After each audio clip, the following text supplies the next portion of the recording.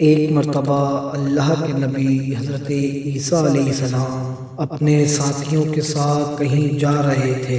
اتنے میں آپ کے حواریوں نے کہا، اے عیسیٰ ابن مریم، کیا آپ کا اللہ آسمان سے کھانا اتار سکتا ہے؟ تو یہ سن کر اللہ کے نبی حضرت عیسیٰ علیہ السلام نے فرمایا کہ اے لوگوں، تم لوگ اللہ سے ڈرو۔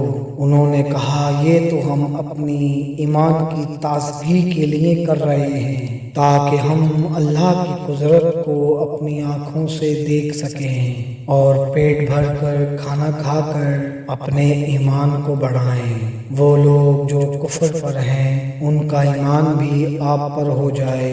بس یہ سن کر اللہ کے نبی حضرت عیسیٰ علیہ السلام نے اپنے ہاتھوں کو بلند کیا اور اللہ کی دربار میں دعا مانگی کہ اے اللہ، ہمارے لیے آسمان سے دسترخوان اتار تاکہ ہمارے لیے اور آنے والے لوگوں کے لیے نشان عید بن جائے۔ بے شک تو بہترین رزق دینے والا ہے۔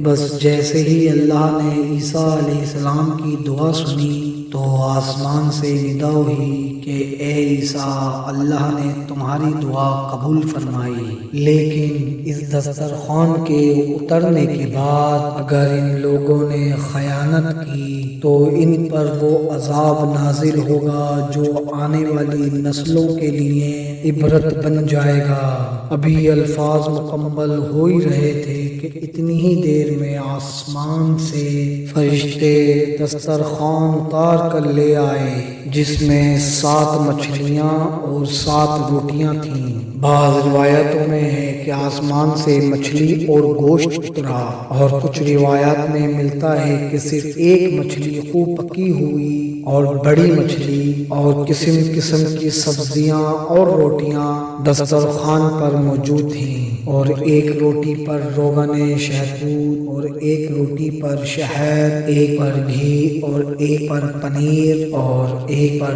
گوشت کی بوٹیاں تھیں۔ بس جیسے ہی عیسیٰ علیہ السلام کے حواریوں نے اس دسترخوان پر روٹی کو دیکھا تو ان میں سے ایک، جس کا نام شمعون تھا، وہ اپنی قوم کا سردار تھا، کہنے لگا کہ اے روح اللہ، کیا یہ دسترخوان دنیاوی کھانوں میں سے ہے یا آسمانوں کے کھانوں میں سے؟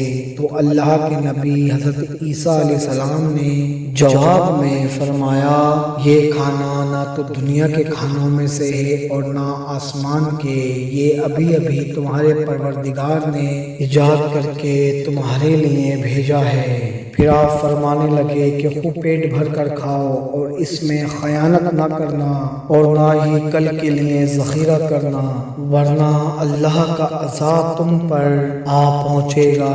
مگر افسوس، وہ لوگ اس کھانے میں خیانت بھی کرتے ہیں اور کل کے لیے تھوڑا تھوڑا چھپانا بھی شروع کر دیتے ہیں۔ بس جیسے ہی رات ہوئی تو سب پیٹ بھر کر سوتے ہیں اور اللہ کا عذاب ان پر آ جاتا ہے، اور جیسے ہی سورج طلوع ہوا تو ان میں سے کچھ خنزیر، کچھ بندر بن جاتے ہیں اور ادھر ادھر بھاگنا شروع کر دیتے ہیں اور اپنے آپ کو نوچتے رہتے ہیں۔ اللہ کے نبی حضرت عیسیٰ علیہ السلام نے جب ان کو دیکھا تو اللہ سے دعا کی تو یوں وہ تیسرے دن سارے اللہ اور اللہ کے نبی کے نافرمان دنیا سے مر کر فی النار ہو گئے۔